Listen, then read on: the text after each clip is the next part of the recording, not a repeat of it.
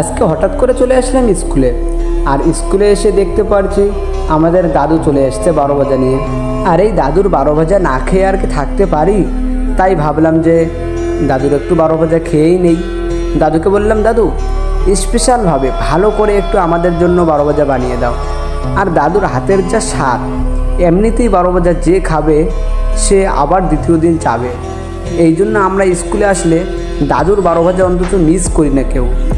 দাদু আমার এত সুন্দরভাবে, এত সুস্বাদুভাবে আমাদেরকে 12 ভাজা বানিয়ে দেয়, তা আমাদের স্কুলে যে মেয়ে ছেলে সবাই খেতে পাগল হয়ে যায়।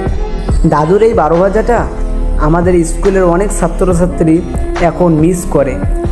প্রতিটা স্কুলের মধ্যে দেখতে পারবেন একজন না হয় একজন সেই 12 ভাজা নিয়ে বসে থাকে। আর যখন এই স্কুল লাইফ শেষ হয়ে যায়, তারা আর এই স্কুলে যে মজাটা করেছে টিফিন টাইম দাদুর কাছ থেকে 12 ভাজা নিয়ে গিয়ে সব বন্ধু খাওয়ার মজাটাই কিন্তু আলাদা।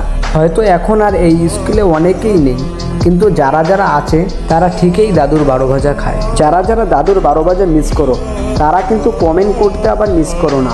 আর যারা যারা খাও এখনও দাদুর 12 ভাজা, তারাও কিন্তু কমেন্ট করতে আবার মিস করবে না। আর হ্যাঁ, শেয়ার করার কথাটা কি আবার এক্সট্রাভাবে বলতে হবে নাকি?